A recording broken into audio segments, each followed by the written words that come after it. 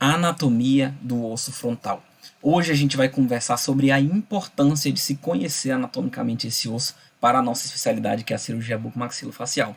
Para isso a gente vai falar da anatomia, mas a gente vai também trazer um pouquinho para a parte prática dentro da traumatologia bucomaxilofacial, tá bom? Então, se vocês estão gostando dessas séries de vídeos que eu estou fazendo sobre anatomia, lembre de deixar o like de vocês aqui embaixo, tá bom? Então, inicialmente, quando a gente fala de osteologia, né, que a gente está falando sobre ossos, a gente tenta desmembrar os ossos tanto do neurocrânio como do víscerocrânio. E hoje a gente vai desmembrar este aqui, o osso frontal, para falar primeiramente alguns pontos anatômicos importantes. Primeira coisa que a gente chama da parte mais lisa do osso frontal de escama frontal, né, que seria essa região. E o osso frontal ele tem algumas protuberâncias. Aqui a gente está vendo o túber frontal e aqui a gente está vendo o arco superciliar. Entre esses arcos superciliares a gente vai ter a presença da glabela, que é um ponto anatômico importante para a gente, né, tanto dentro da cirurgia como dentro da radiologia, da ortodontia, tá bom? Aqui a gente está vendo uma referência anatômica que é a incisura supraorbital, aqui no rebordo supraorbital. Por que se chama incisura e não forame? Porque ele tem uma descontinuidade óssea nessa região. Então vejam que nessa situação aqui, se fosse um forame, o osso ia ser completamente fechado aqui nessa região. Existem pacientes que têm forame e outros que têm incisura. Uma repercussão clínica para a gente dentro da cirurgia é que quando a gente faz um retalho coronal, quando esse retalho é rebatido, se o paciente tiver um forame, a gente precisa desgastar aqui esse osso para tornar esse forame uma incisura, para que o nervo possa ser mobilizado com mais facilidade, né? Para que não haja um trauma nesse nervo. Então a gente acaba transformando um forame numa incisura. Quando o paciente já tem uma incisura, é mais fácil porque a gente não precisa tornar o forame em uma incisura, tá bom?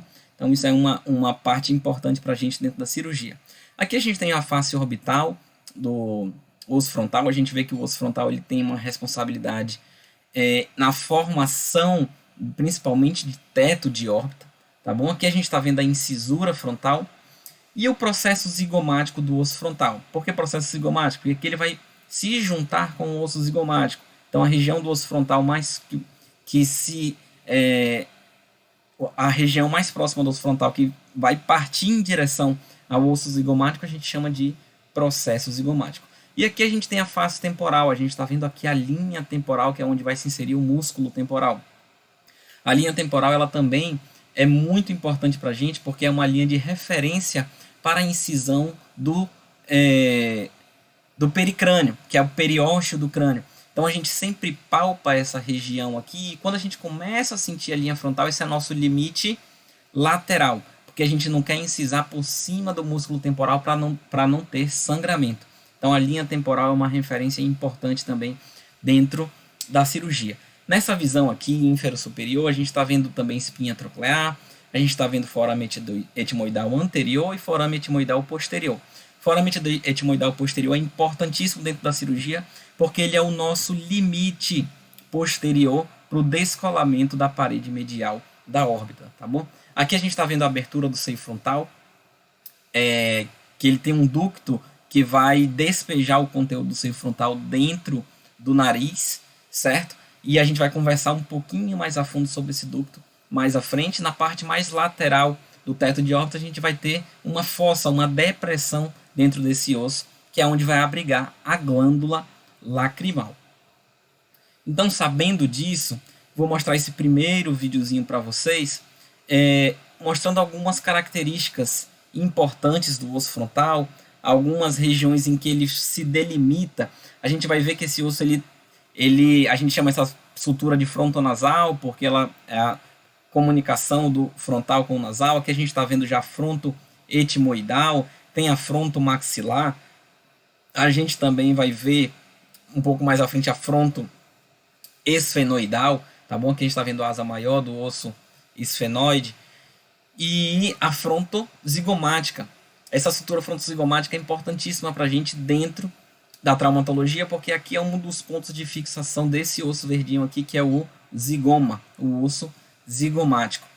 E uma coisa importante quando a gente está falando de fratura do osso frontal é que, deixa eu voltar aqui um pouquinho só, quando a gente está conversando sobre fratura do osso frontal, é a sua proximidade com o conteúdo intracraniano. Então aqui eu tornei o osso frontal transparente e vou depois remover o osso frontal. Porque quando a gente passa a parede anterior e posterior do osso frontal, a gente vai ter a dura mater como limite, em que a gente tá vendo aqui a dura mater.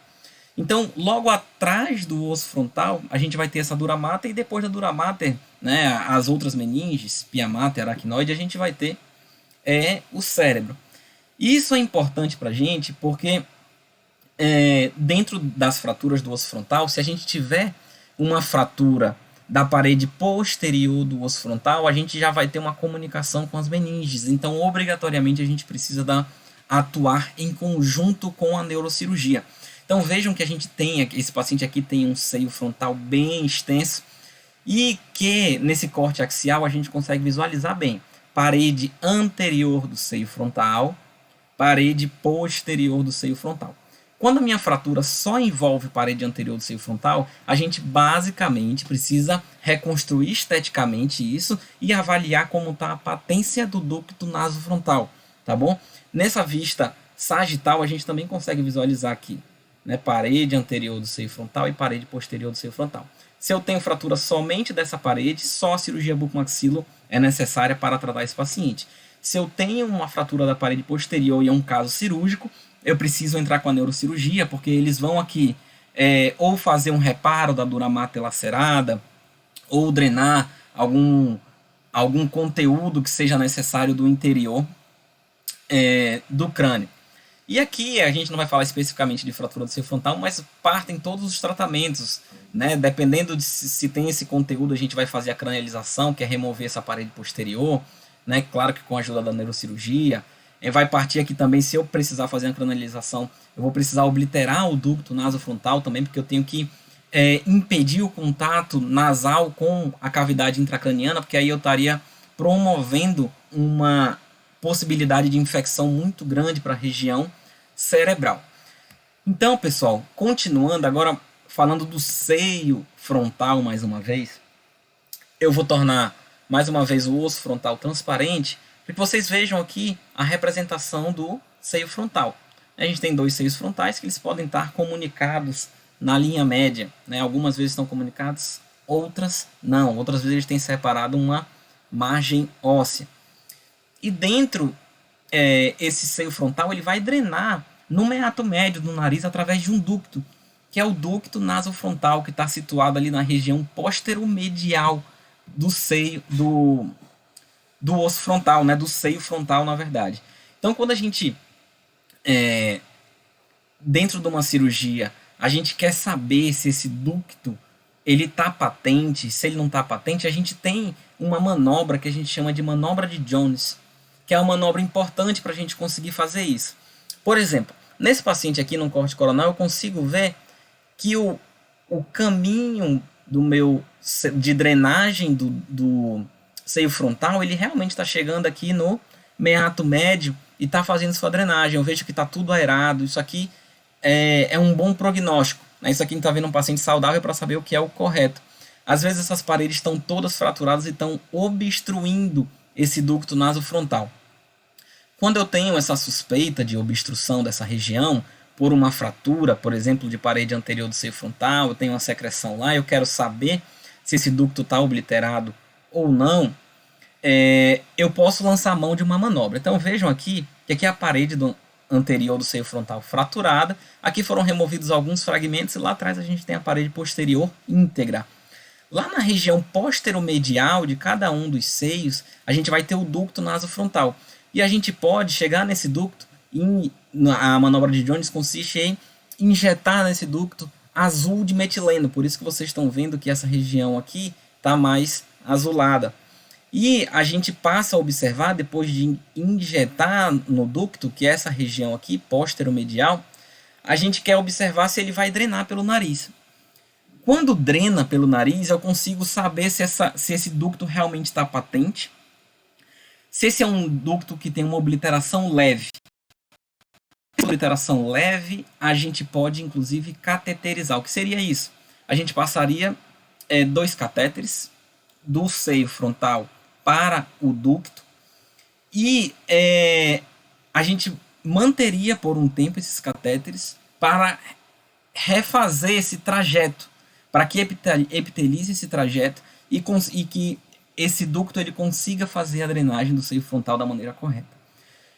Quando eu não tenho essa drenagem pelo nariz, ou quando eu vejo que eu tenho uma obliteração de moderada para grave, é mais interessante que eu faça a obliteração desse ducto, que eu cele esse ducto. Que seria isso?